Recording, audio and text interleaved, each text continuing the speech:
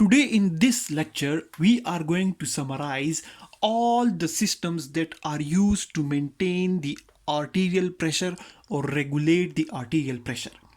The title for this lecture is Summary of the Integrated Multifaceted Systems for Arterial Pressure Regulation.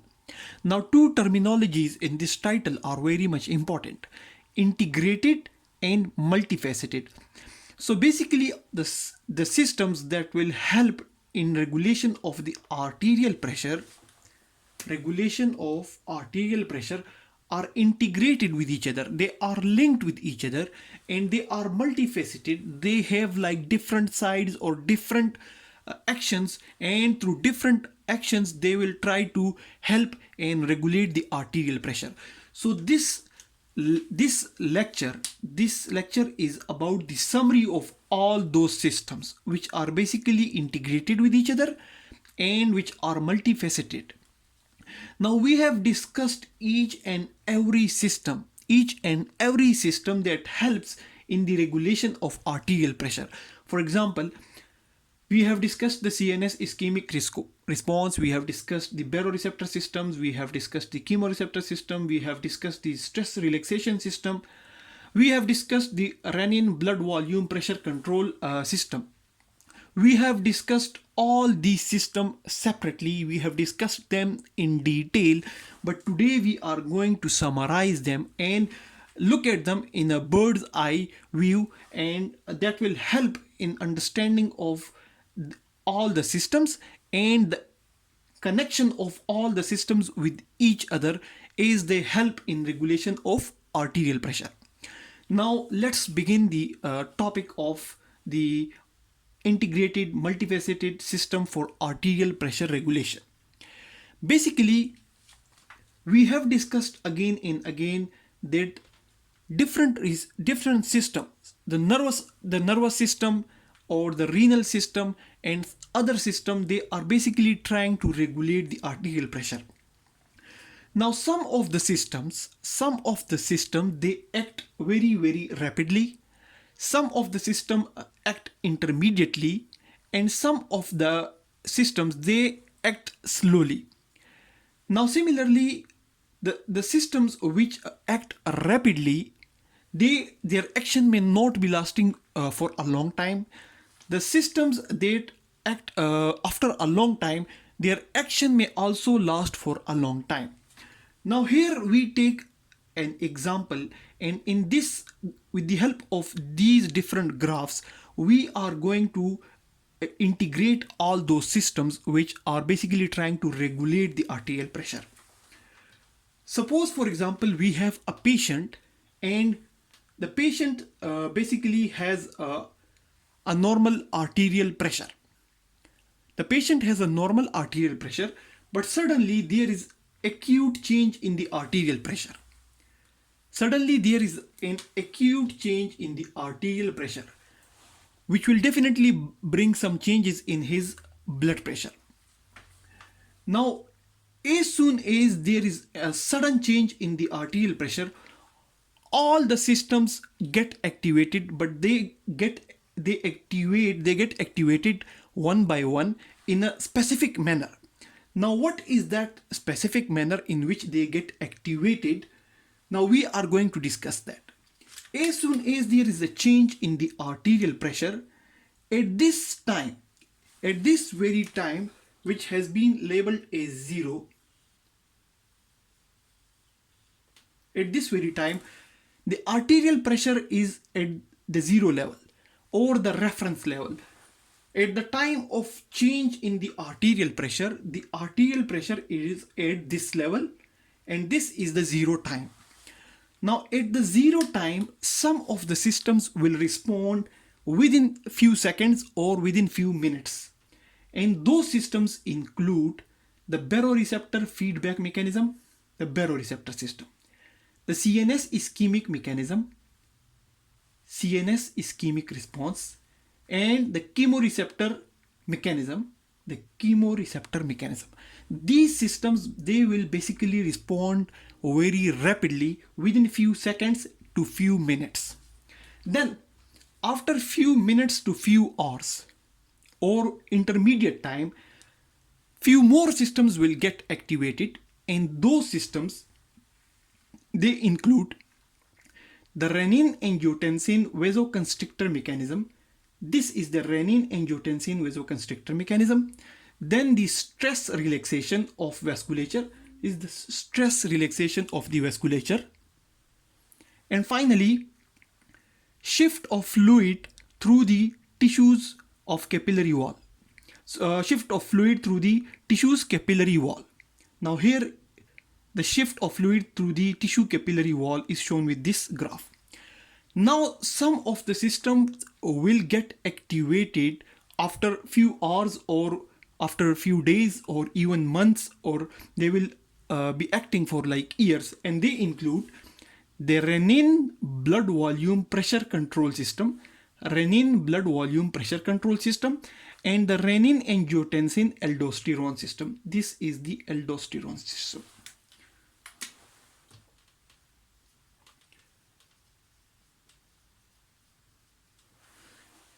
Now we are going to explain this graph.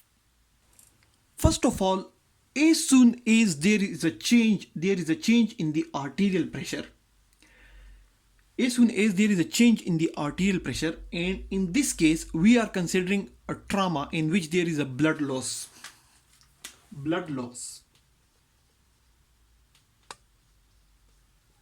Now due to blood loss, there is a sudden fall in the arterial pressure to this point.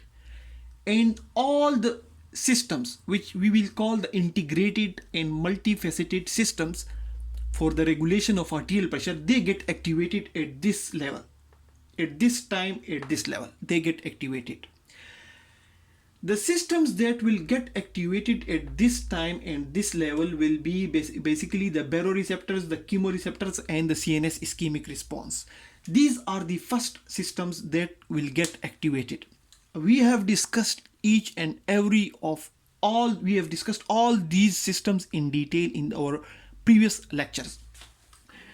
Now, these systems, the beauty of these systems is that they get activated within seconds to minutes, and they act very rapidly. They will bring the change in the arterial pressure very rapidly. Here is the feedback gain in the arterial pressure. Here we can see that this y-axis is showing the change in the arterial pressure. Now if we take the example of the topmost CNS ischemic response, as soon as the blood loss has occurred, there is a fall in arterial pressure and the CNS ischemic response get activated. And CNS ischemic response is basically due to decreased supply of oxygen to the brain, and due to accumulation of carbon dioxide in the brain, it gets activated, and this system basically activates the sympathetic nerves. Similarly, at this very time, the baroreceptors get activated. The baroreceptors are present in the aorta and at the bifurcation of the carotid arteries. They also send signals to the vasomotor center in the brain, and they also get activated when there is basically decrease in the arterial pressure, in this case due to the blood loss. Chemoreceptors are also present in the thorax. They basically sense the oxygen in the blood, and as soon as there is a change in the arterial pressure, they also sense a change in the arterial pressure due to decrease in the level of oxygen saturation. Now these systems are basically the nervous systems. These are nervous. They are directly connected with the brain, so they act very rapidly. They act very rapidly within seconds to few minutes, and they increase the arterial pressure so many times. This is basically the y-axis showing the maximum feedback gain of the arterial pressure. So we can see the change in the arterial pressure occurring due to the response of the CNS ischemic response, due to the baroreceptors and the chemoreceptors, that is occurring very quickly. But if we look at them, the responses of the baroreceptors, chemoreceptors, and CNS ischemic response, they fade away or they decrease with the passage of time. Now, as the response, the nervous response or the responses of these barochemoreceptors and CNS ischemic response, it fades away or it decreases, other systems get activated for the control of arterial pressure, which are basically known as the intermediate systems, and they act within few minutes to few hours, and they include the renin-angiotensin vasoconstrictor mechanism, the stress relaxation of the vasculature, and shift of fluid through the tissue capillary wall. Now here we see that the stress relaxation mechanism, it has been activated with the drop in the arterial pressure at this level. But if we see the difference in the arterial pressure that it is bringing, it is very slow. It is very slow as compared to the CNS ischemic response, as compared to the baroreceptor response, as compared to the chemoreceptor response, which are bringing the change in the arterial pressure very, very rapidly in no time. It will also bring change in the arterial pressure. It will increase the arterial pressure, but it will take more time. By the time the response of the baroreceptors will have come down, by the time the response of the chemoreceptors will have come down. At the same time, the stress relaxation system is activated. There is also activation of renin-angiotensin vasoconstrictor mechanism. This graph is basically showing the renin-angiotensin vasoconstrictor mechanism, and it shows that this renin-angiotensin vasoconstrictor mechanism, it has activated at this time. Now here we have the time 0. Here we have the time 0. And these are showing, the blue color is basically showing minutes to hours. Minutes to hours. So here we have the seconds. Here we have the minutes. Then we have the hours. And then we have the days. So we see that the response of the renin-angiotensin vasoconstrictor mechanism by this green color, and the response of the shift of fluid through the tissue capillary wall, it is starting a little bit late.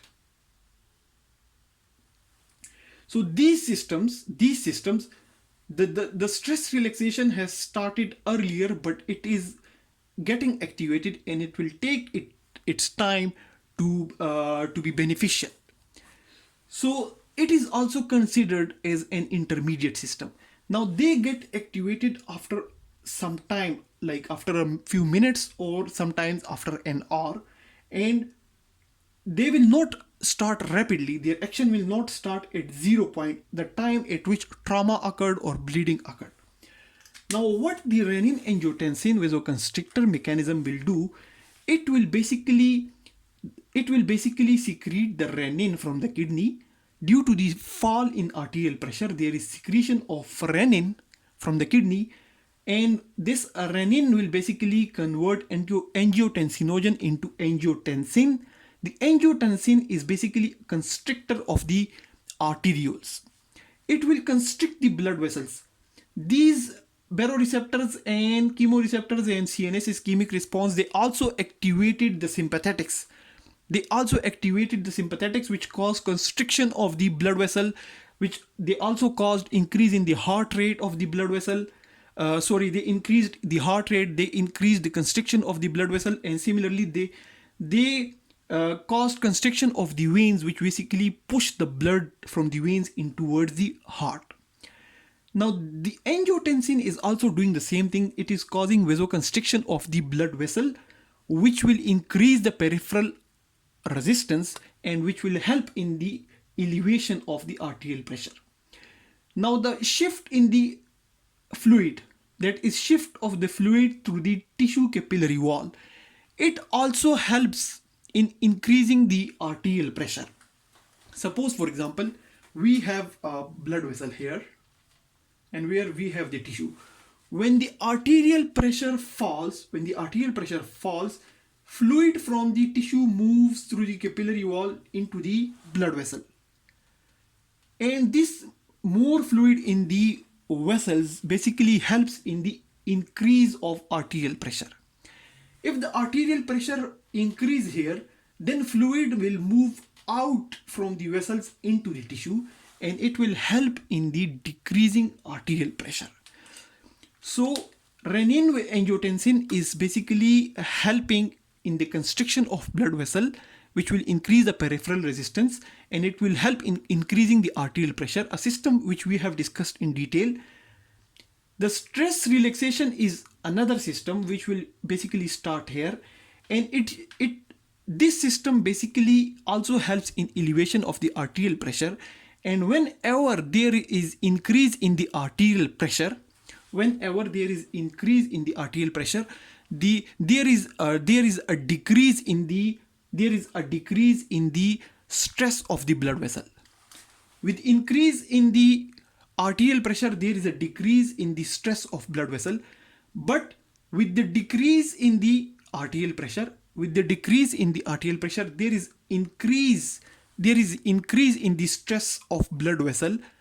So due to increase in stress, there is constriction, and the constriction helps in increase in the peripheral resistance, and increase in the peripheral resistance help in the elevation of arterial pressure. So stress relaxation is just a relaxation due to stress, relaxation of the blood vessel due to stress. If there is a increase in the arterial pressure, the blood vessel will the stress in the blood vessel will decrease, and this is known as stress relaxation. So when there is no stress, the arterial pressure has fallen down, the blood vessels will be in the constriction, which will basically help in the increase of peripheral resistance, and increase in peripheral resistance basically helps in the elevation of arterial pressure. Now these three mechanisms, the renin-angiotensin vasoconstrictor mechanism, the stress relaxation of the vasculature, and shift of the fluid through the capillary wall, basically helps in elevation of the arterial pressure or regulation of the arterial pressure, but they help after few minutes or few hours. So they are acting very slowly, and they are acting after a long time, but they will continue to act for a long time when the action of the baroreceptor, chemoreceptor, and the CNS ischemic response will have fallen down. Then finally we have the long acting mechanisms, which basically have the renin blood volume pressure control system, and the renin-angiotensin aldosterone system.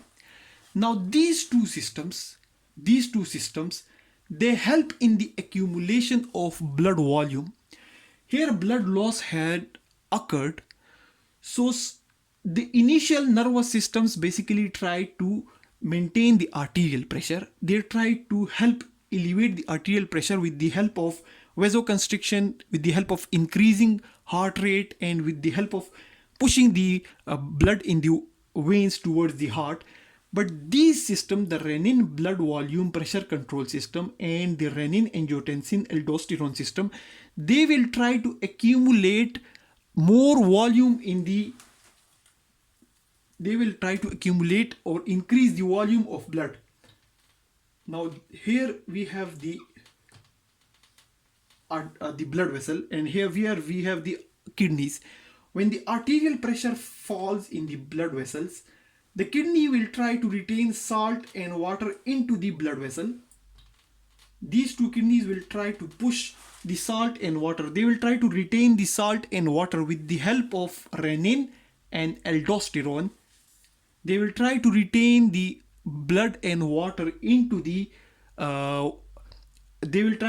salt and water, which will basically help accumulation and increase in the blood volume, and increase in blood volume will ultimately help in increase in the arterial pressure.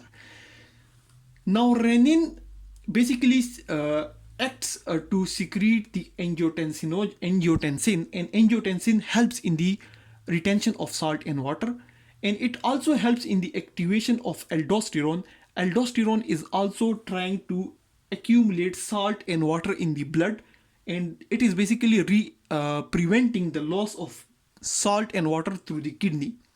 So these two mechanisms, they are activated after a long time. They are activated after a long time, like at this point, but they help to try to increase and maintain the arterial pressure for like infinity, for an infinite time, and their action will remain there, and they will try to maintain the arterial pressure for a very long time. So to summarize the whole lecture, we have around 8 different systems. 3 systems are acting very rapidly and with no time, but their action lasts for small amount of time. 3 systems are acting as intermediate systems, and 2 systems are acting as a long-term systems. Now, as soon as there is a change in the arterial pressure, the systems which are basically the nervous regulated systems, the chemoreceptor, baroreceptor, CNS ischemic response, they get activated very suddenly, and they bring change very suddenly with no time, but their action decreases very quickly. But they try to increase the arterial pressure with the help of increasing heart rate, with the help of pushing the blood from veins toward the heart, and with the help of increasing the vasoconstriction and increasing the peripheral resistance. After some time, the intermediate systems get activated, which basically include the stress relaxation. Stress relaxation of the vessels is basically relaxation with stress or increase in the arterial pressure. When there is a decrease in arterial pressure, there is no relaxation, the blood vessels are constricted, and which helps in the increasing peripheral resistance, which ultimately helps in increase in arterial pressure. The renin-angiotensin system also is helping as intermediate system, and it basically leads to release of angiotensin, which is a strong vasoconstrictor, and vasoconstriction helps in increasing the peripheral resistance. Increase in peripheral resistance helps in the increasing arterial pressure. Finally, shift of fluid from the tissue toward the blood vessel and from the blood vessel toward the tissue also helps in increasing and decreasing the arterial pressure. So this is also acting as an intermediate system. But these systems, the renin-angiotensin vasoconstrictor mechanism, the capillary fluid shift system, and the stress relaxation system, they are a bit slow to act, and their action lasts for a little bit longer time. Then finally, we have the long-term systems, which basically include the renin blood volume pressure control system and the renin-angiotensin aldosterone system, which basically helps in the accumulation of salt and water from the kidneys when there is a fall in arterial pressure. These systems get activated after a long time, like after a very long time from the time of injury, but their action can cause increase in arterial pressure for indefinite period of time, and they can act for a very long time, and they not only try to retain the increase the arterial pressure, but they also try to bring back or the loss in the volume. They also try to recover the volume of blood that has been lost due to any trauma or injury. So that's all about the system of the summary of all the integrated multifaceted systems for the arterial pressure regulation. And this is our final lecture about the control of arterial pressure regulation. Thanks a lot for watching the video.